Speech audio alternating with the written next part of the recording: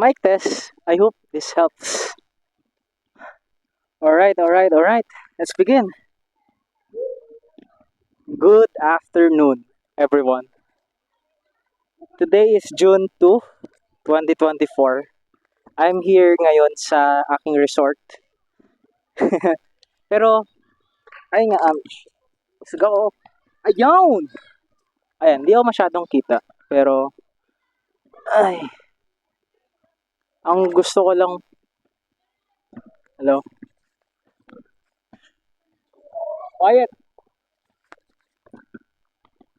Doon muna kayo. Privacy, go!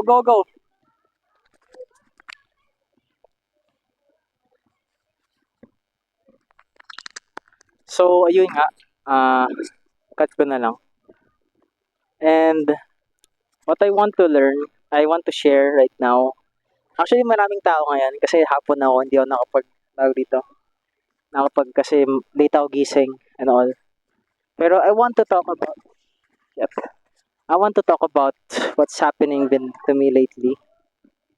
Like, kanina sa Catholic Church, na parang, ah, nag-isip ako on the things na vision ko lang sa sarili ko, sa future ko, and sa business na napasukan ko. And what I've learned is that when something big or something na hindi ko makita, na talagang napag-isipan natin na it's a good thing to pursue, it would stick to it, no? And I feel like na parang nandito ako sa point ng buhay ko na I gotta really get shit done. And it's kind of scary because there's a lot of fears, a lot of doubts, duda, ever since I started doing the business. And ever since that I was a kid, na parang I thought na parang alam ko na lahat, pero hindi pala. And sige. And I think what I want to share na parang gusto ko mangyari is parang wala, like out of focus ako. And I truly believe na there's always something to gain, whether from a good thing or a bad thing. But really, it really just the battles we face are mostly in our mind, in our head, na hindi naman totoo. And I'm one of those people or individual na talagang it's really the battle within me that I've been struggling with. And also why I face my fears, challenges, realities of life in which na kailangan ng tao para mabuhay. Kasi doon tayo gagaling. And what and really though, like parang nakita ko lang kasi sa sarili ko na kapag kapag meron kang binigay na opportunity sa harap mo, a lot of people would be skeptic about it, or kaya a lot of people would disagree on you whether you want something. Kakat ko to. Babash ko kayo. Joke lang. So, yun. And the thing is na parang nakita ko lang sa sarili ko na, na I want to share something to the world. But if I don't really put myself effort on keeping myself busy or keeping myself learning new things, wala rin. Parang nabaliwala ko lang yung the mark and the impact that I want to share with the world. And also, and and also I want to really share about my beliefs as a person. Na I grew up in a Catholic family, and I know Jesus since 2016. But to cut the long story short, it was nice, but I focus on the people, on the community rather than God, rather than Jesus. And nalunod lang ako. Really, nalunod lang ako sa grace, sa practice in which I want to achieve. I failed so many times. Nagkasala ako ng maraming beses. and manhid na ako by doing the wrong thing and keep always pursuing it. I think that's my guilty pleasure. If it's this is the exact word that I'm going to use. My guilty pleasure as a person, as myself. And I thought na if I blame my parents if I blame my environment, if I blame people because of my behavior, I would be fine. I would just stick to the word of denial. I'm not okay, pero at some point rin, nakita ko na a lot of people helped me. A lot of people cared about me, pero just like I said before, I pushed them away. And what I see is na parang hindi, is a struggle within me na kinakailangan kong harapin on my own.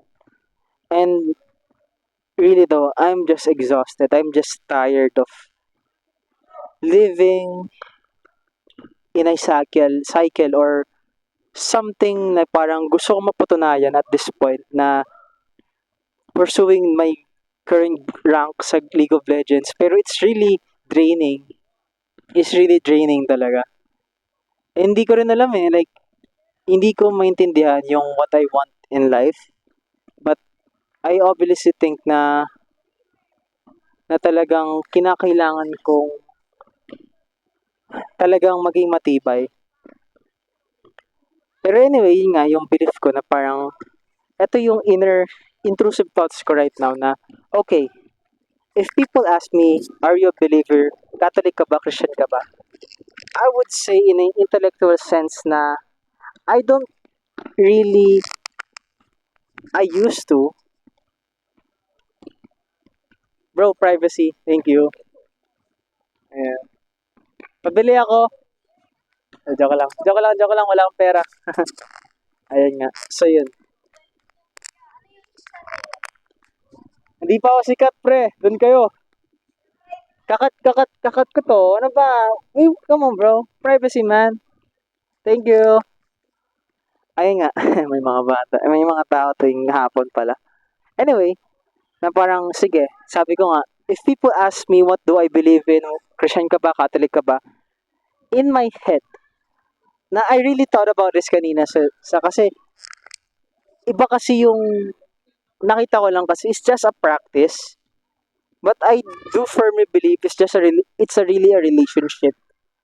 But I don't pray. I don't read the Bible. And if I feel like reading the Bible, the devil would attack me and I know it. Na alam mo yun, like, it's just manhid ako eh. I would manhid lang ako sa mga ganun na bagay. For now, because I'm really focusing on something na gusto kong current goal, which is nga mag-exercise here sa resort ko. And also, uh,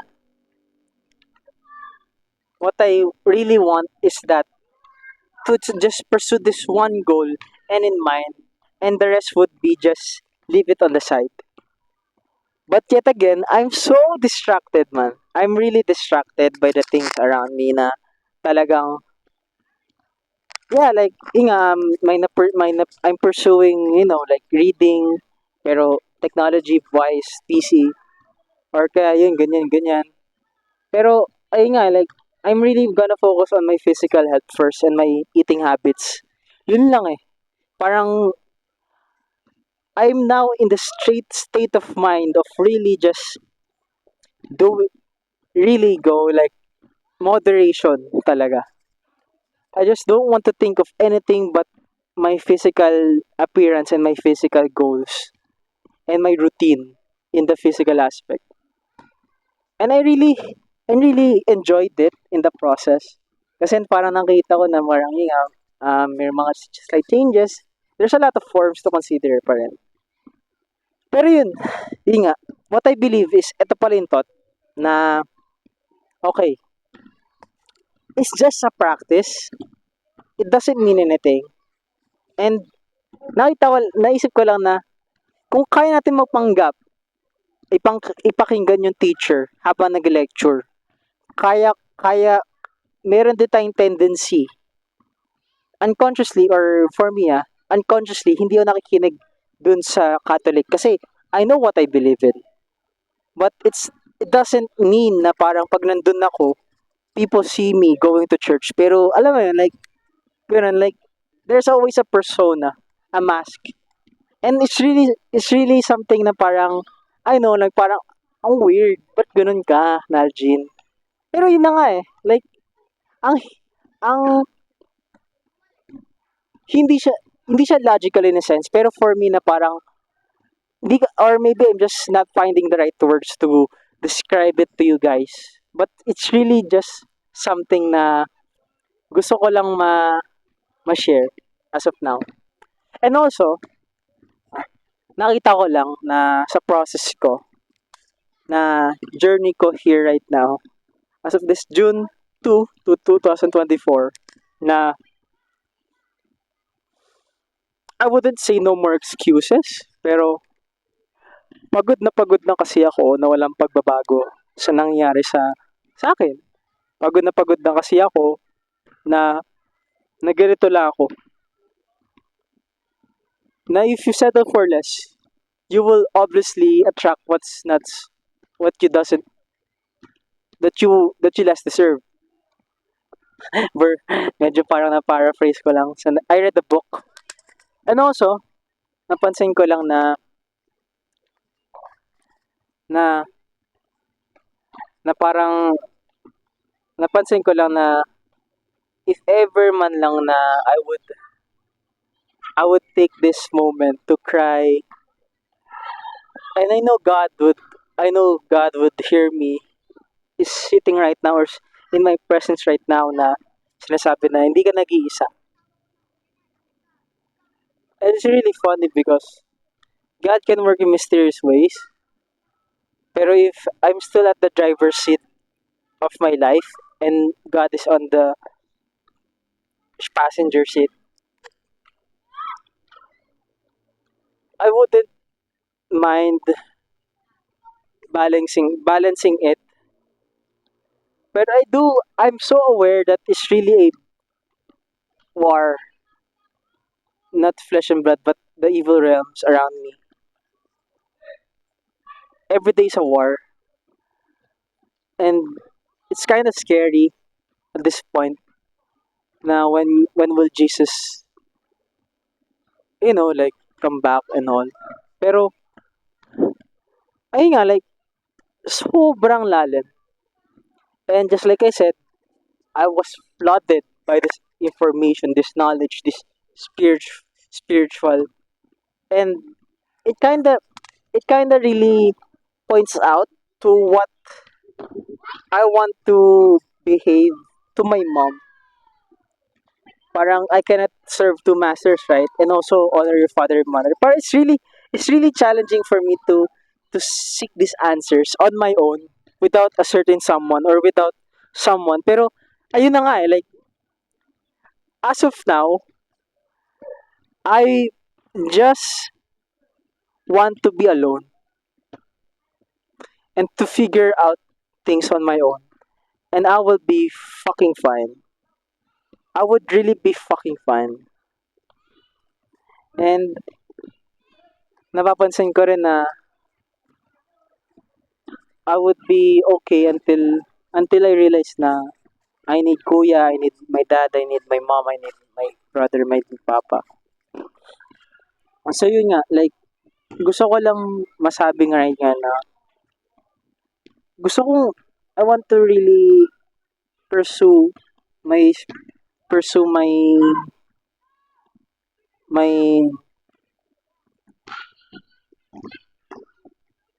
myself individually. Not because na parang sinasabi ko na gusto ko mag-isa, na kaya ko mag-isa. Pero it's that this is this is my own way of therapy.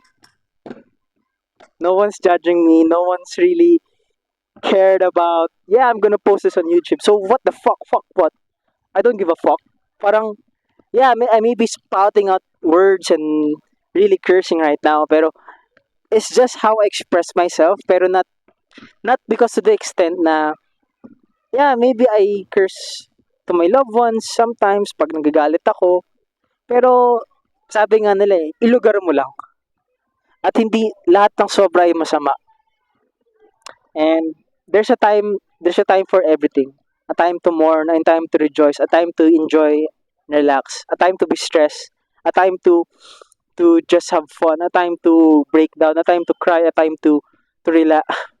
Eh, whatever phase you are in right now, I really want you guys to really seek out what's gonna make you happy.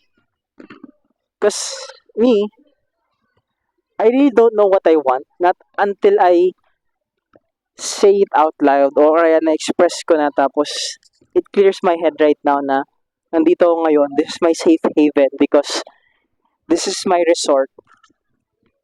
Some sort. Ayun. And I feel like na binibigyan ako ng opportunity right now or maybe I did this act as a sign of